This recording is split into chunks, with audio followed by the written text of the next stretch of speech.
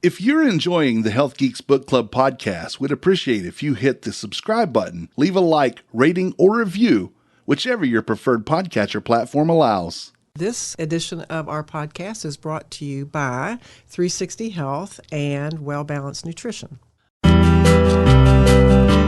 Welcome to the Health Geeks Book Club podcast. Listen in as Kristen Norton and Eleanor Russell review all those great health and wellness books you've been wanting to read or you have read and want to talk about.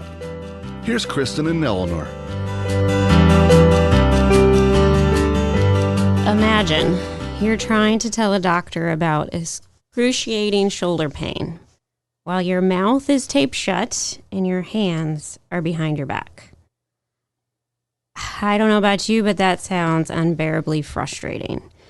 And not having the words or the ability to express how we feel can leave us frustrated, in pain, and feeling very lonely. So today I'm really excited. We are going to discuss Atlas of the Heart, Mapping Meaning, Connection, and the Language of Human Experience by Dr. Brené Brown. And it's a giant glossary of emotions and a map, if you will, to understanding our inner world, because as human beings, we experience life through emotions. And Eleanor, I am excited and I was a little disappointed to have you read one of my favorite authors, Brené Brown, and a little disappointed because just this was a different format than her other ones. And I'm like, oh, I wish she would have read the other ones first before this. But I'm so glad you mentioned that because I was going to say I'm going to reserve my opinion on this author because I do think this was an unusual book from what I have heard about her work. So I'll give her another chance. Well, the other books she's read have been life-changing for me. Read or written? Sorry. I've read. Oh, that you read, okay. Thanks for catching that. Well, I just want to make sure. The other books that she's written and I've read have been life-changing for me. So The Gifts of Imperfection, Daring Greatly, and Rising Strong were those three that really talks about embracing who you are, daring to be seen and heard, rumbling with our own imperfection, our stories, and reaching a place of truth to where we can live wholeheartedly. And I think if you had read those books, then some of the things she says here would make a little more sense. Maybe.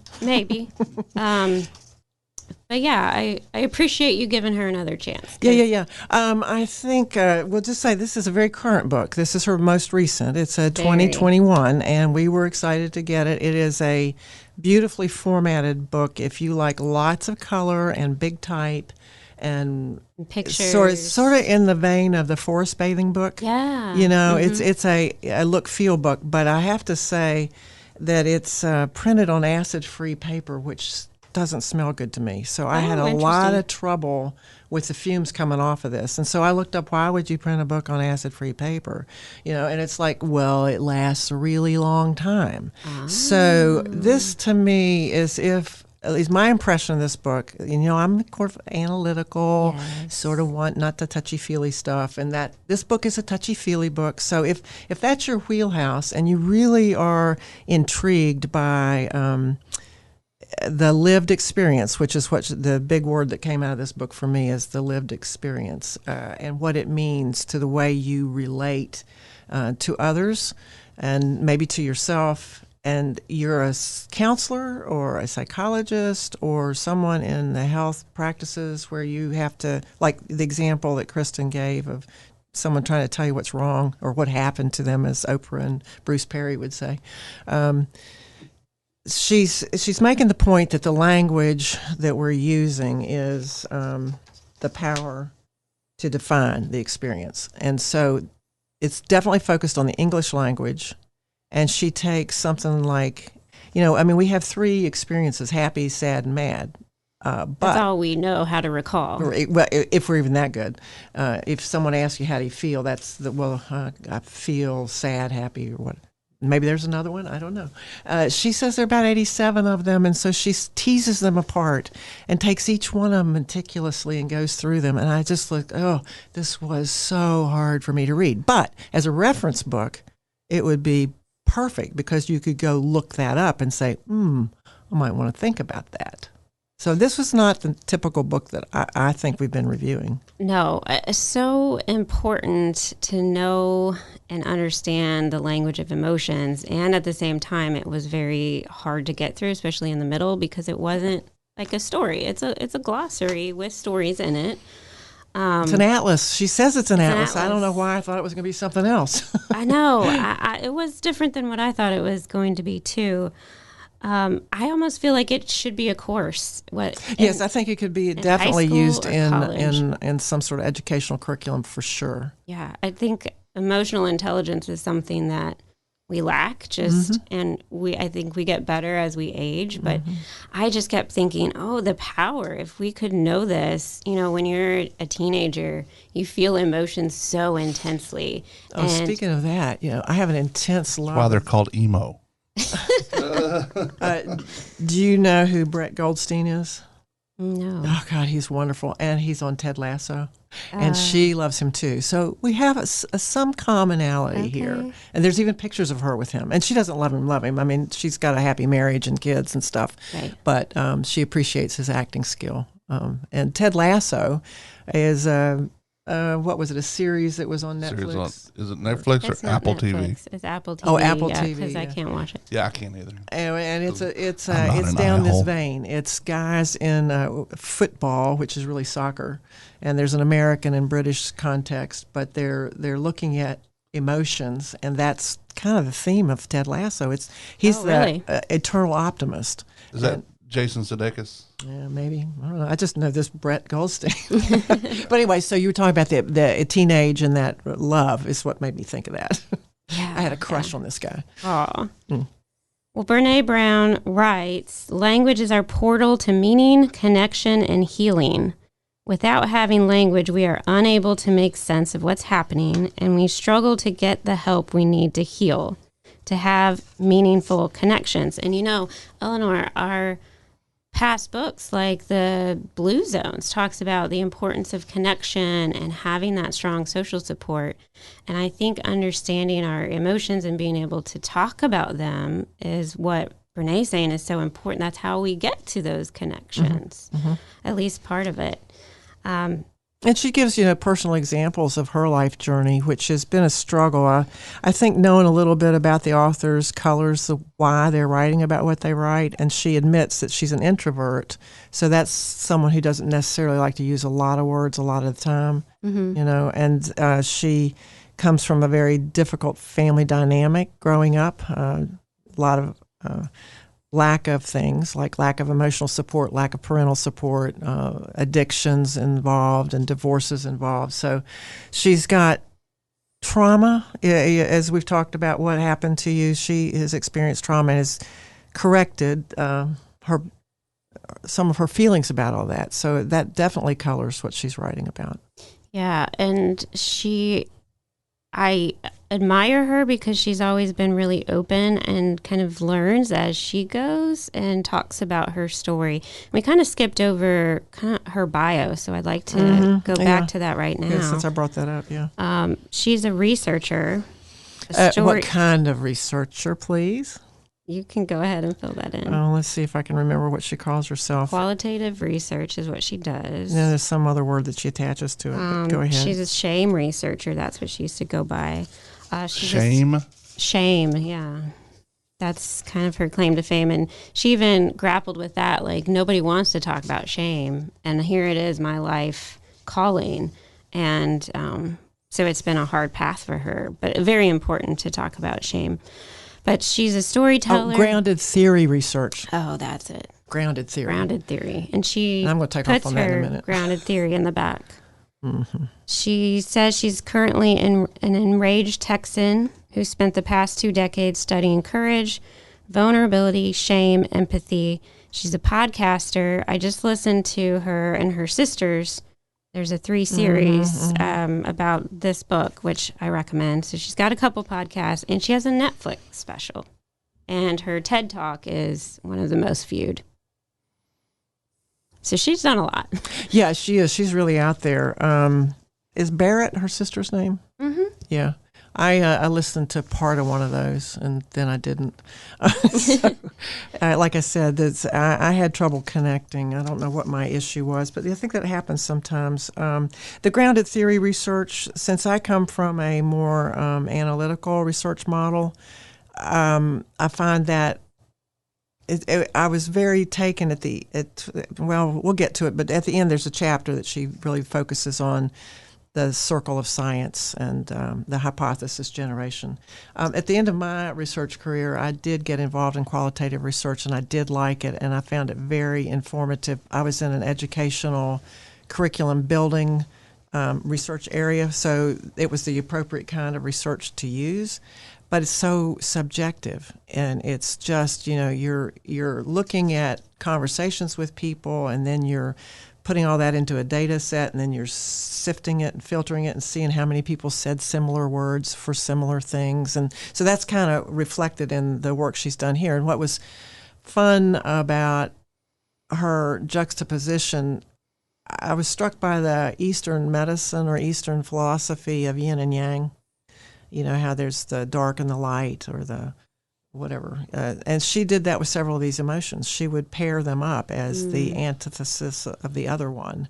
And she said that some people don't agree with her on that. So it is an interesting discussion. Yeah. Well, she shares her process of how she wrote this book and came up with the emotions. So she had an online course with 66,000 students in it and lots of comments. So she analyzed those comments from the online course, pulled out the emotions that emerged the most and that people struggled to name, and then got a group of therapists together that work in several different areas of therapy, from school to private to military to trauma, whatever. And they decided which are the emotions that are essential to identify in order to process and go through in a productive way.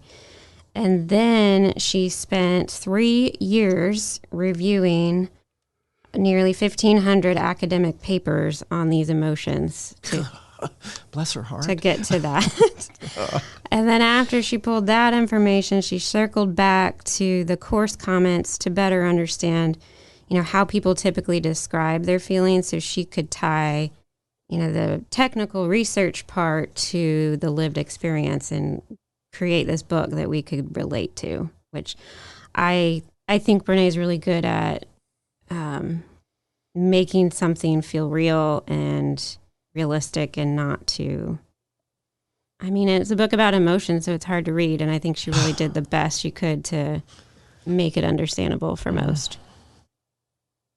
So the result, a down-to-earth, easy-to-understand info and stories about 87 different human emotions and experiences. Yeah, and I made an assessment there. I said she's like a gourmet chef, and I thought Tim might like this. She savors the distinction of the emotions and wants to describe the color, texture, and taste of each one of them. Mm-hmm. So that would be, if I was going to write the blurb for the jacket cover, that's what I'd say. One of the things I would say. I like that. She just reveled in it. It was like, oh, okay. I found her to be, I said she was self-revealing, where she would use her own experience as the illustration. Yeah. And I think, God, that's brave. That is so brave. And I called up a couple of my friends while I was reading this and saying, I'm having such a strong negative reaction to this book. I just, it's just, and I was beating the table. And I thought, that probably means there's something in here for me. Usually when you have a strong reaction, you're being confronted with something, and I haven't still not defined what it is. So, like I said, I'm not done with Brené, but I felt like she speaks one thing, but then it kind of acts another thing. She would use herself in such a vulnerable way, but then she would self-promote all the time. She would talk about her books. She would talk about her podcast. She would talk about and then all the huge plated color things in here are like word art, just catchphrases that look like they came off her Instagram feed. And then when you go look at her Instagram feed, that's it. So it's sort of like she used the Instagram feed to build this book and then flushed it out. And I don't know. I just don't know. Why am I having trouble with this? Yeah. And then she doesn't think you should put people down, and then she puts down the analytical researchers. So it's like she says one thing but does another thing. So I found a lot of I don't know what I found. I'm still struggling. Yeah, conflicted somehow. Yeah. Well, she uses the map theme, and she's places we go when, and all her different chapters are when we compare, when we feel uncertain, when we hurt, when we fall short, things that don't go as planned. And then she tries to pick those emotions that come up with that. So yeah, and she used the word where we go, when. Mm-hmm. So I didn't get that. Right. What does that mean? Where do we go? Does she mean how I feel? Or do I hide out in this thing and cover myself? I mean, do I go? I didn't relate. Yeah, that kind of reminds me of when we say... and she's talking about language in this book, I'm telling you. Yeah. Her premise is language. We say, listen to your body. Uh-huh. And I don't know if it was you, Tim, or Eleanor that was like, how do you listen to your body? Does it talk to you? Where are the ears? What did you say, Elbow? Yeah.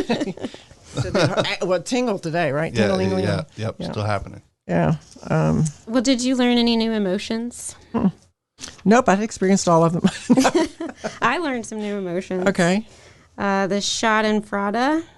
Schadenfreude. Oh, yes, actually, you're right. When I did. getting off on somebody else's misfortune. Yeah. Yeah. I actually did a post on that on my Facebook feed because it was a new word for me. You're right. I forgot that I learned a new word. I haven't experienced all these. I was being... Facetious. Yes. Facetious, That's a new word. That's a good word. I was making this provocative. So often we kind of connect with each other through this, and it's because we're on this side or that side these days, and it's that false sense of connection. Well, I'm on this side, and we don't like that person, so we're connected. But she kind of calls that out, that any kind of connection like that is false. And then she brings about the opposite of that, which is, what did you say it was called? Schadenfreude? Yeah, but there's another one. Yeah, the other one is Freudenfreude. It means love, the other one. How do you say it? I don't know. I made it up, Freudenfreude. Freudenfreude. It's a weird word, but this was kind of bringing back what Jay Shetty talks about in Think Like a Monk, how he goes into, there's enough joy to go around for everybody, and we can celebrate. Fremdscham. Is that Freemdscham, or the vicarious embarrassment. The opposite of Schadenfreude is called Fremdscham. Okay. Well, it's just about experiencing each other's joy and being happy for other people's joy. So I love what she taught her children, and that's that good friends aren't afraid of your light. They never blow out your flame, and you don't blow out theirs, even when it's really bright and it makes you worry about yours. So, Freudenfreude is, I think, what you guys are looking for. It's the opposite, the lovely enjoyment of another person's success. Yes. If we could just get more of that in the world, I think that would be great. Yes. And so I love what she taught her children. I think we should all teach our children that instead of delighting in other people's pain and suffering, which seems to be easy to get into in the day and age, how the world is. She has a big team of researchers that she's supporting, so I think she's extremely well funded, and I kind of wondered if that was grant money or book sales or workshops that she offers, because these things that she does in the corporate world evidently come in at a chink of change. I mean, that courage to lead, she does things at the high corporate level, I think. Yeah, she's got a whole team and lots. Yeah, Well, she's very young people. Well, she's a professor. Yeah, so internships and experiences. She's also, I think, got a strong political edge to her, and is has a background in union organization and community activism, and other political edges. And I think that came out strongly in this book to me as well. It was referenced frequently. Mm-hmm. So she's at least honest about it. And she also pulled her podcast from Spotify yesterday, too. Yeah. She pulled it? Yeah. Well, she says she's not releasing any new episodes until further notice, mostly because of the misinformation stuff. But Spotify has said that they are going to start putting misinformation, what's the word? I don't know how they do that, honestly. I mean, Misinformation. Labeling, some sort of disclaimer. Policing. Yeah. Oh, disclaimer. Good, you found that. Yeah. It was in there. It was in there. I had to rattle around a little bit. Like what Facebook does or is trying to do. Yeah. And you're right, because at what point, who's to say? I don't know. Now, if it... Are they going to get us? No. Are they going to take us off? No. Because you're not throwing out misinformation. You're How giving do an we know? opinion. You're giving an How do opinion. you know? Okay, all right. You're giving an opinion. All right. Well, not to go too far down that road. Yeah. But I did feel like we needed to mention that. And what else do you want to say? You got some more notes over there. Yeah, I think this is important to share. So in many of the books we've read, I mentioned that, we've seen social connection come up as a theme for our health and well-being, right? It's not just physical health, social wellness is really important. And I think when we read about loneliness in this book, it's how important loneliness is to our health and well-being. I really appreciated what she pointed out Brené writes, at the heart of loneliness is the absence of meaningful social interaction. It could be we're lacking a sense of true belonging or being pushed to the outside of a group we value.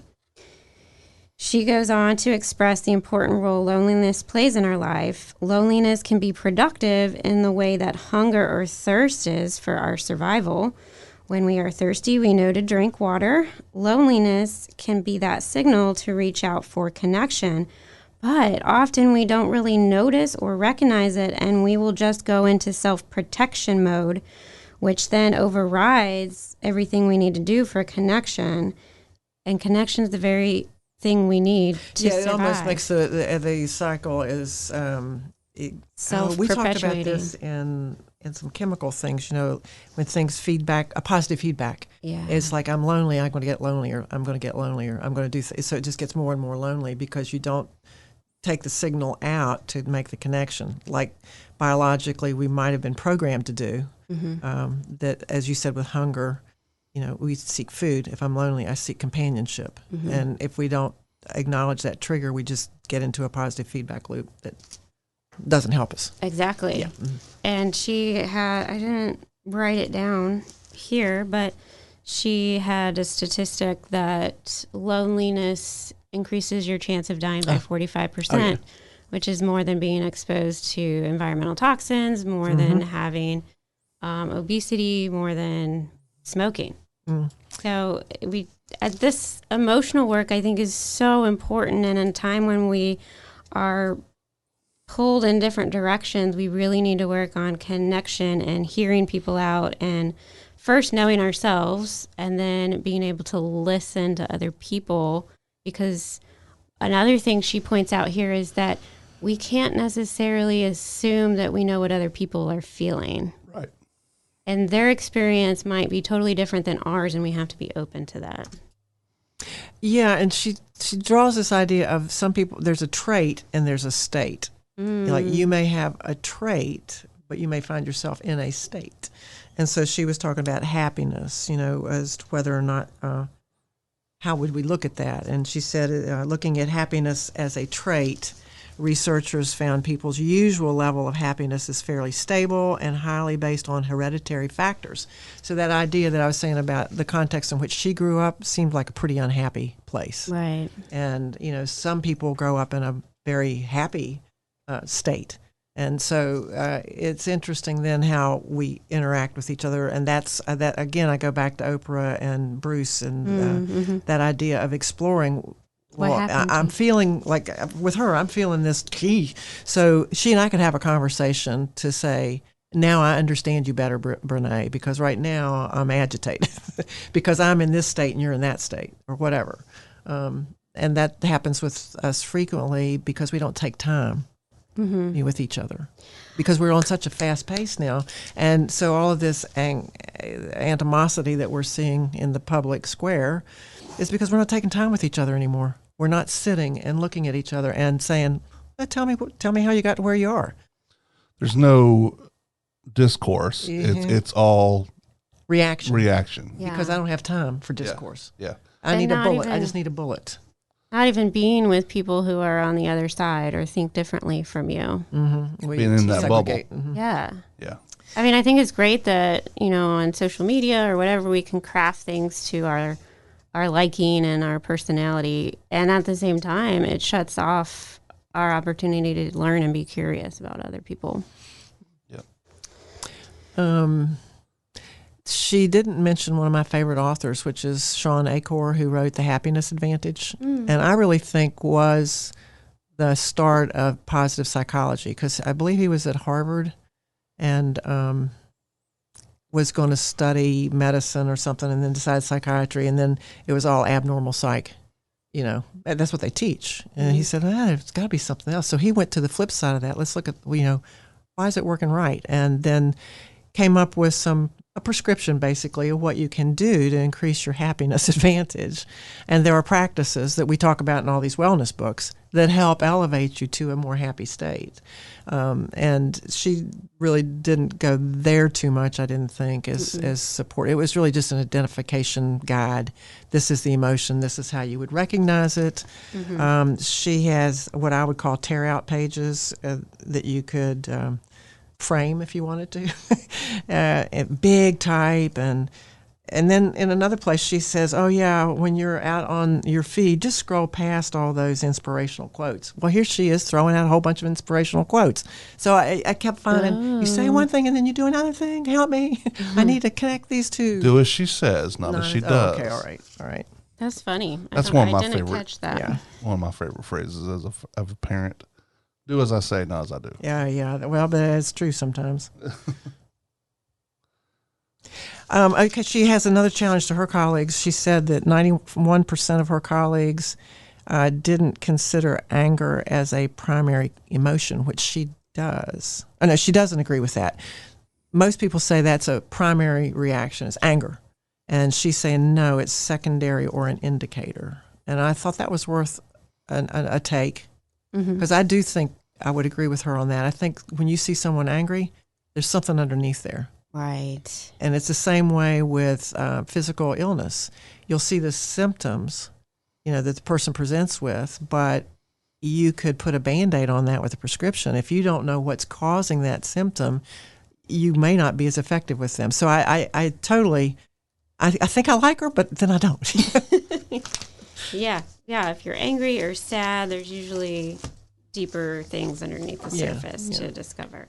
And, it's funny because is it resentment that she goes into? Like, actually, when I'm feeling like bad feelings towards somebody else, it's really about me saying I resent them or can't.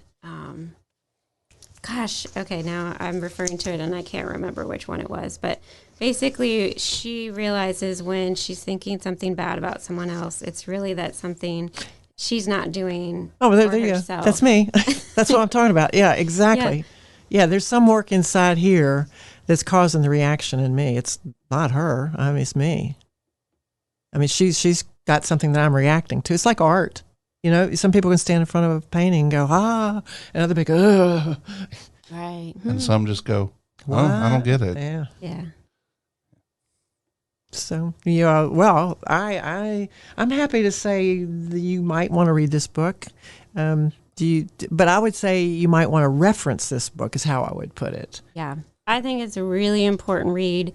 May not be the most exciting read, but very important. And I'd love to see it, like I said, turn into a high school course or a college course, because we all need to be more aware of our emotions. Or at least a fundamental reference book in that course. Yeah.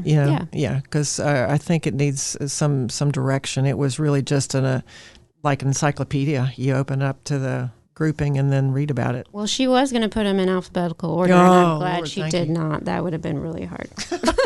Well, it's called, like you said, an atlas. Yeah, it is. So Yeah. It's more like an appendices to regular situations than it is a true read. Right.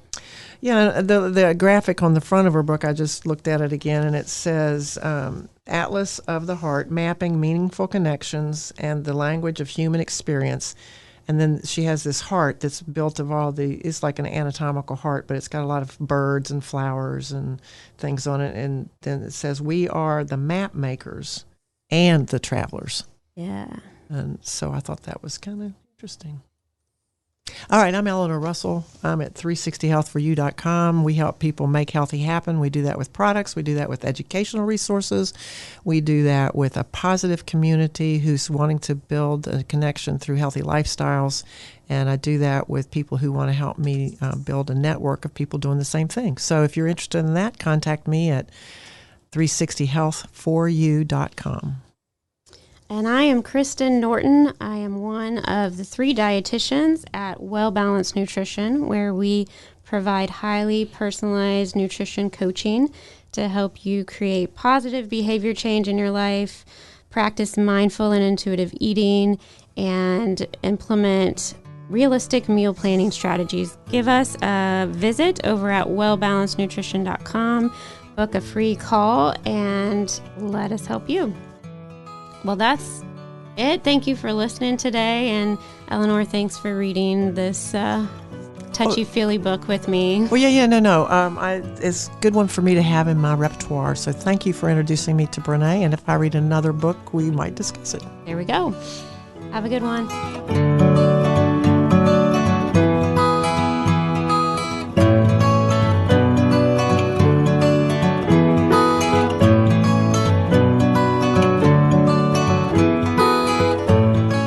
Views and opinions stated in this podcast are solely those of the contributors and are not necessarily those of our distributors or hosting company.